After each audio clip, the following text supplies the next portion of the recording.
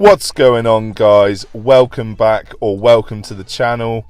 I'm Rig, the random internet guy. Let's get into today's video. So hopefully, as the title and the thumbnail may have given away and slightly hinted at, this is going to be about the new Imperium Warhammer 40k magazine by Hatchet Works. I'm going to stop trying to riddle that one. Ladies and gentlemen, after some intense research, I've discovered it is Hatchet Part Works, not Hatchy Patch Works. So I think we'll continue with the video from here, shall we? So, carrying on like nothing ever happened, striving forward as always and not looking back. So why are we here? Why are we looking at this magazine today? Well, I think there's a big conversation to be had here. Everyone's on about the models. Oh, is it worth it for the models? Do I want the models? Are the models worth it? Well, yeah. It's been shown and been told by many other content creators that you are going to save money by buying these magazines. But are you going to enjoy the magazines? That's the key thing. I'm buying a magazine which just so happens to have some models come with it. Now that's the bit that excites me. And this is the point where I'm going to invite you down into my comment section here. Come on, down we go. Down to the comment section. I just want you to leave a comment whether you're buying it for the magazine or buying it for the savings on the models. Because that will give me a good estimate of when my next issues turn up, of how I need to talk to you, the audience, about these about this collection, about these issues that are coming out. But until that happens, I'm just going to assume that you agree with me and continue my ramble. So what did I think of these magazines? I was pleasantly surprised. I was happy with the amount of content that's in them. It's very good for beginning players. It's all put down into bite-sized chunks, which is easy to ingest instead of just having a load of word salad thrown at you through these big core rulebook, then all the codices, and then you've got the FAQs. It's too much. This really puts it down into bite-sized, digestible chunks that you can learn to play full-scale Warhammer 40k battles with. And that's brilliant. The thing I didn't like was the painting guide. Now, hear me out. It doesn't tell you to use a base coat. It just tells you to get your bare plastic and put your paint straight onto it. Now, I feel like that's not the way forward, and I'm going to edit it in just here so you can see. So here we can see it in all its lord and glory. Get your Rune Lord brass and whack it straight onto plastic. Now, there's nothing wrong with this. You can do this, but if you're a first time painter, you're not going to like the results. And I know this from experience. I did it when I was about 8 and I didn't like the results.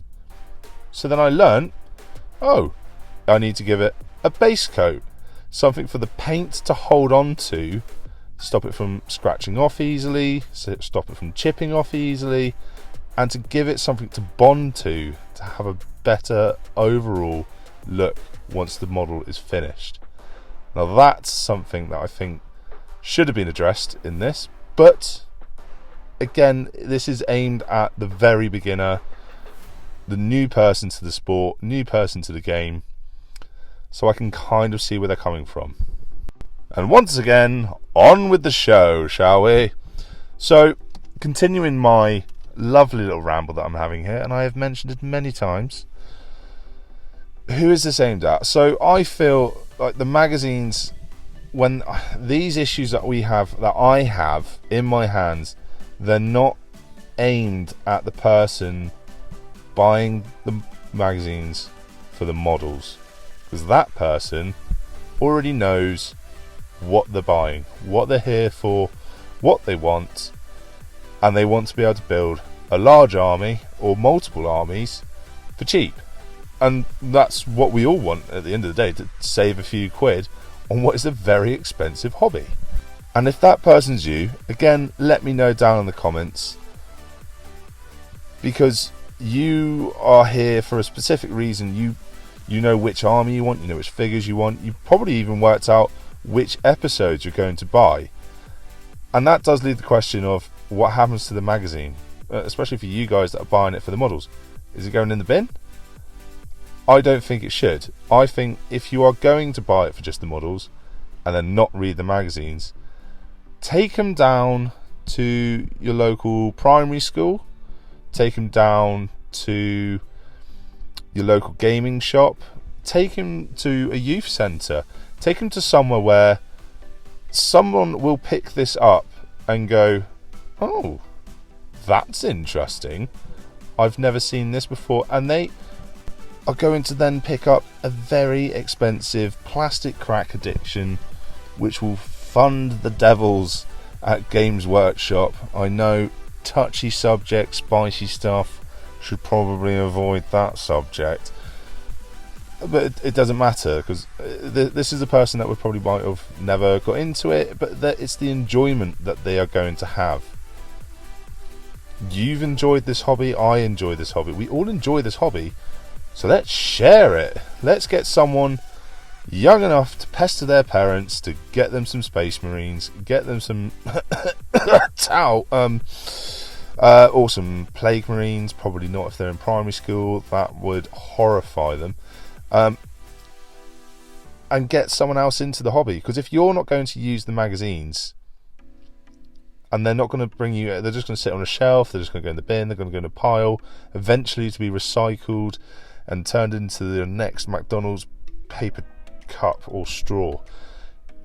Why don't we share what we've got and just pass it on to the next generation of wargamers, even if they end up going into other parts of wargaming, such as Star Wars Legion, Malifaux, you name it, it's out there. Anyway, that's my little side tangent. I'm going to go a bit back more on track now. So the aim of this video was really to be able to get at who's going to buy this and why are they going to buy it, and why is everyone just talking about the models and not the magazine. I think just from these first two copies, for myself, it's said to me that the magazines, they are for the first time wargamer and no one else really. They are introductions. I mean, I have the Space Marine Codex, I have the Necron Codex. I don't need the information that's in these magazines, because I like to think I know how to paint them. But I want the models.